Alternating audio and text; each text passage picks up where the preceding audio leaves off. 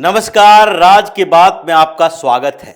अभी हिंदुस्तान के अंदर तीन तरह की विचारधाराएं चल रही हैं। एक विचारधारा को लेकर पीएम मोदी चल रहे हैं, तो दूसरी विचारधारा विपक्षी पार्टियों की है और एक तीसरी विचारधारा जिसे सुप्रीम कोर्ट के जरिए पूरा किया जा रहा है। लेकिन समस्या यह है कि ये जो दो विचारधाराएं हैं, विपक्ष और सुप्रीम कोर्ट का, ये दोनों मिलकर पीएम मोदी के उन कामों में अड़चन डालने की पूरी कोशिश करती है। जैसे कि देखिए, अयोध्या में भव्य श्री राम मंदिर के लिए प्राण प्रतिष्ठा का कार्यक्रम सुनिश्चित हो गया है।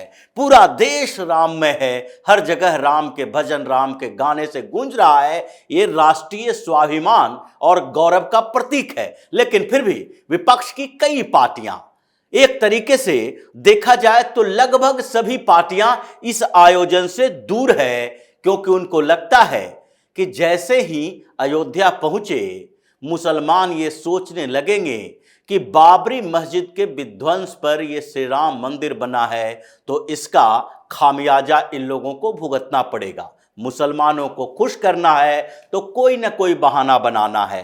कांग्रेस ने क्या बहाना बनाया? ये बीजेपी आरएसएस का प्रोग्राम है। लालू यादव क्या कह रहे हैं? अभी सीट बंटवारे में बड़ा समय लग रहा है, 22 को अयोध्या तो नहीं जाएंगे। मायावती क्या कह रही हैं कि अयोध्या जाते, लेकिन समस्या यह है कि अगर सिमुल्टेनियसली एक प्रोग्राम होता बाबरी मस्जिद के लिए भी, तो फिर अयोध्या जाना आसान हो जाता। अखिलेश यादव दूसरे राग अलाप रहे हैं कि हम उस जगह पर नहीं जाएंगे। ये भारतीय जनता पार्टी ने इसका राजनीतिकरण कर दिया है। अरविंद केजरीवाल अपने यहां हंगामा खड़ा कर रहे हैं, सुंदरकांड करेंगे, लेकिन अयोध्या पर कंफ्यूज रहेंगे। ममता बनर्जी सद्भावना यात्रा निकालेगी, उस दिन मंदिर जाएंगी और मस्जिद और चर्च भी जाएंगी, ताकि यह साबित किया जा सके कि अयोध्या में जो भव्य श्री राम का मंदिर बन रहा है, वो मंदिर भारतीय जनता पार्टी के राजनीति का अखाड़ा है। लेकिन दूसरे तरफ अगर देखें, इन विपक्षी पार्टियों की विचारधारा के साथ एक खड़ा है, तो वो है सुप्रीम कोर्ट के कुछ फैसले। इन दिनों 4 ऐसे फैसले सुप्रीम कोर्ट ने दिए हैं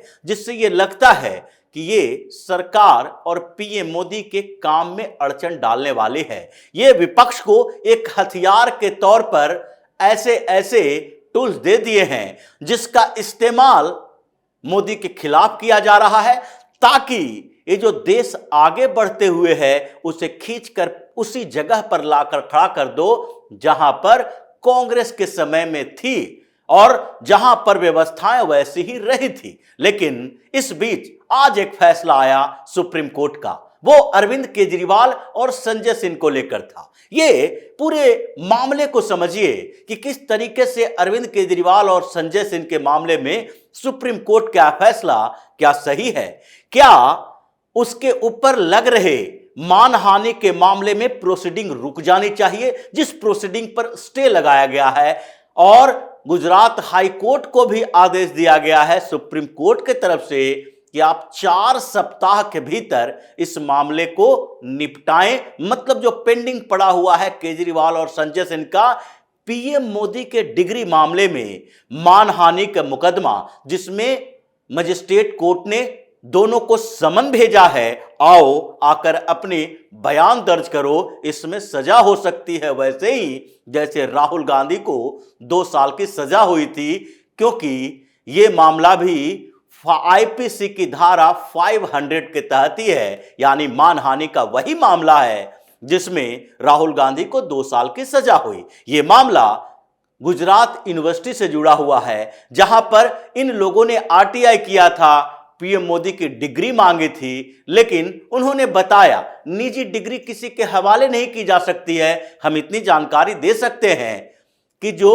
पीएम मोदी की पढ़ाई हुई है उनकी डिग्री हमारे पास है, लेकिन ये माने नहीं, हंगामा खड़ा किया। फिर हाईकोर्ट गए, हाईकोर्ट ने 25,000 का फाइन भी लगाया, लेकिन फिर भी इन्होंने हाई कोर्ट की भी अवमानना की और साथ ही गुजरात यूनिवर्सिटी को बदनाम करने की कोशिश की। उसमें संजय सिंह ने प्रेस कॉन्फ्रेंस किया, अरविंद केजरीवाल ने प्रेस कॉन्फ्रेंस किया। इन लोगों ने गुजरात यूनिवर्सिटी के खिलाफ बातें की और साथ ही सब लोगों को कहा डिग्री दिखाओ डिग्री दिखाओ, अपनी अपनी डिग्री लेकर सामने आ गए। इसके बाद जो गुजरात यूनिवर्सिटी के रजिस्ट्रार हैं पीयूष पटेल, उन्होंने मानहानि का मुकदमा अहमदाबाद के एक ट्रायल कोर्ट मजिस्ट्रेट कोर्ट में दायर किया और वहां पर बताया कि देखिए कैसे अरविंद केजरीवाल और संजय सिंह, जिसके खिलाफ हमारे पास डिजिटल एविडेंस है, जिसके बयान हैं, इन दोनों ने हमारे साथ अन्याय किया है, हमारे मान को, प्रतिष्ठा को हानि पहुंचाई है।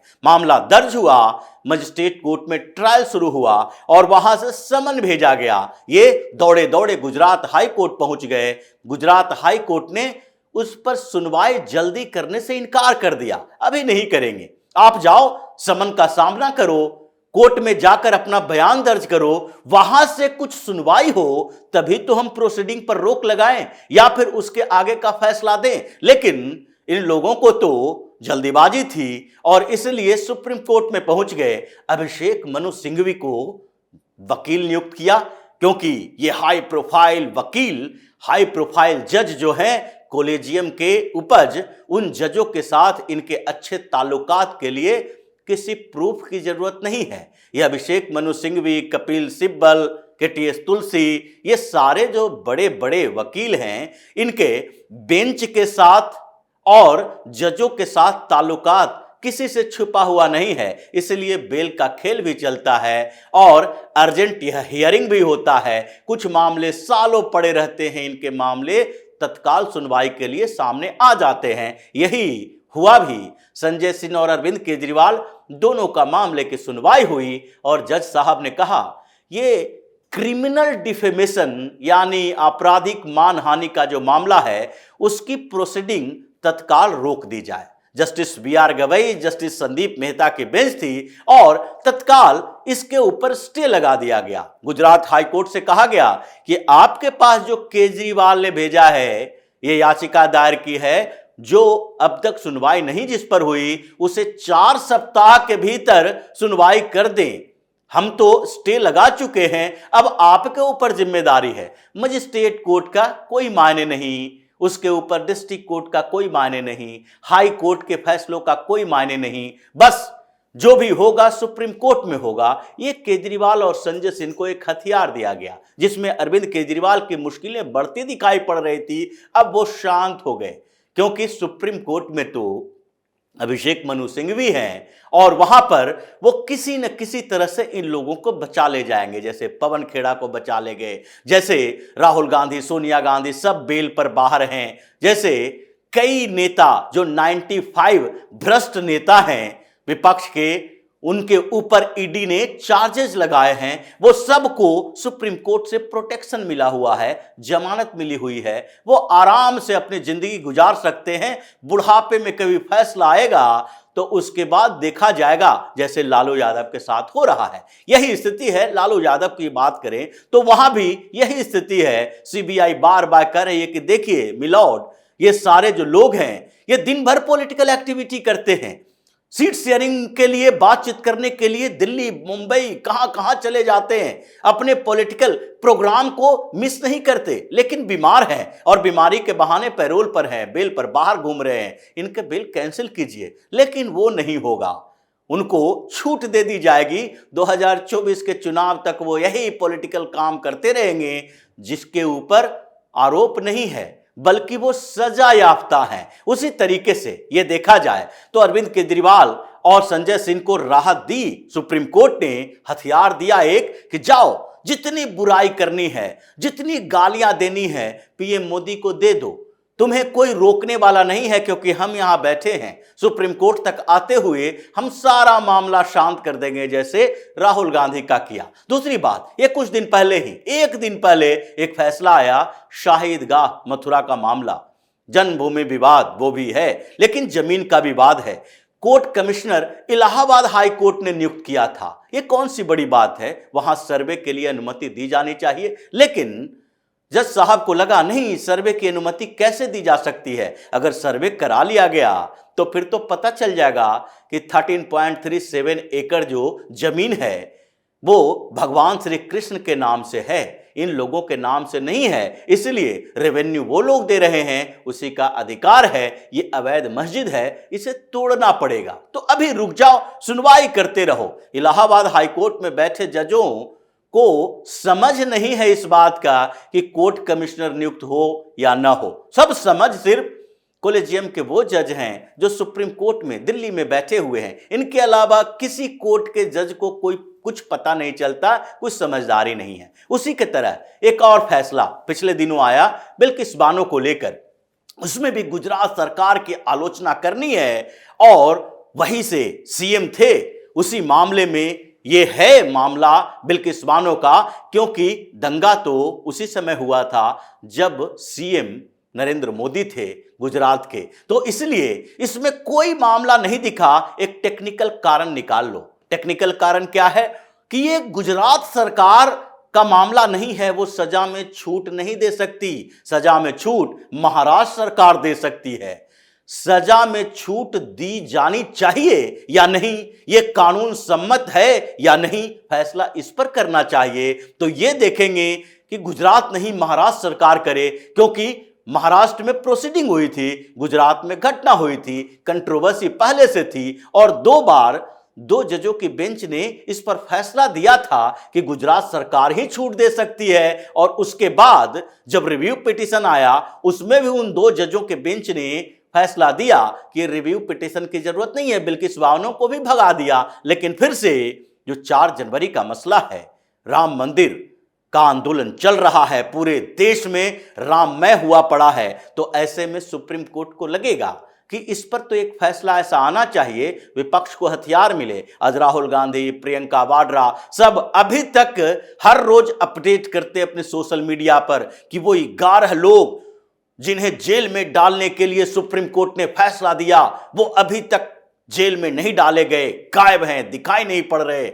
जबकि सुप्रीम कोर्ट ने यह भी कहा था कि पिटीशन तो दायर फिर से किया जा सकता है, गुजरात नहीं महाराष्ट्र में दायर करो। महाराष्ट्र सरकार में इस बार तो फैसला उनके पक्ष में होगा, छूट मिलेगी। 14 साल से ज्यादा सजा वो लोग काट चुके हैं। ऐसे ही एक और मामला 4 दिन पहले, ये 1 सप्ताह के अंदर ये चुनाव आयुक्तों और चुनाव आयोग की जो नियुक्ति के लिए नए पैनल बनाए गए, जिसमें चीफ जस्टिस को हटाया गया कि चीफ जस्टिस इस पैनल में नहीं रहेंगे, प्रधानमंत्री रहेंगे, एक प्रधानमंत्री द्वारा नियुक्त मंत्री रहेंगे और सबसे बड़ी विपक्षी पार्टी या फिर अगर नेता प्रतिपक्ष किसी को बनाया गया है तो वो रहेंगे लोकसभा के। अब इन तीनों के पैनल में से सीजेआई को हटा दिया गया या उनके नियुक्त किसी जज के बारे में उसमें से जिक्र नहीं किया गया। तो ये लोग सुप्रीम कोर्ट पहुंच गए। सुप्रीम कोर्ट में सुनवाई हो रही है इस मामले में, जबकि बार बार ये टिप्पणी की जा रही है कि ये एडमिनिस्ट्रेटिव मामला है, इसमें सुप्रीम कोर्ट नहीं कुछ कर सकती। फिर भी सुनवाई होगी, अलग अलग समय पर टिप्पणी किए जाएंगे और सरकार को बदनाम करने के लिए विपक्ष को एक हथियार थमाया जाएगा। जैसे कि राम मंदिर को लेकर, कृष्ण जन्मभूमि को लेकर, जैसे ज्ञानवापी को लेकर अभी सुनवाई हुई, एक और फैसला हुआ, नहीं वजू खाना जो सील है उसकी सफाई हो सकती है, उसकी सफाई में कोई समस्या नहीं है, जबकि वो सील्ड किया गया है। उसमें सफाई के लिए टैंकर पानी की जरूरत क्या पड़ गई, जब उसका यूज ही नहीं किया जा सकता, साफ सफाई भी छोड़ दो। लेकिन उस पर फैसला होगा क्योंकि ये ज्ञान व्यापी परिसर में स्थित उस मस्जिद के बारे में है, मंदिर के बारे में नहीं है। तो मस्जिद के बारे में है तो उसमें तो फैसला आना चाहिए। ऐसे ही ये विचारधाराएं जो चल रही है, 2 विचारधारा एक साथ दिखाई पड़ रहा है। एक कोर्ट का, वो भी राजनीतिक तुष्टीकरण के बाद न्यायपालिका का तुष्टीकरण होने लगा है, और दूसरे तरफ विपक्ष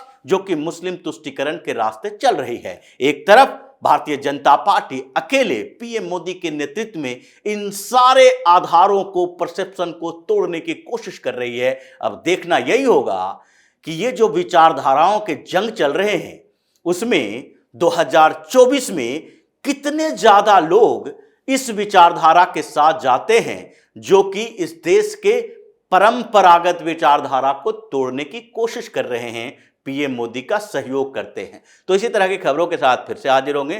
तब तक के लिए बने रहिए हमारे साथ और देते रहिए हमें सहयोग, ताकि इसी तरह की खबर हम आपके लाते रहें। धन्यवाद।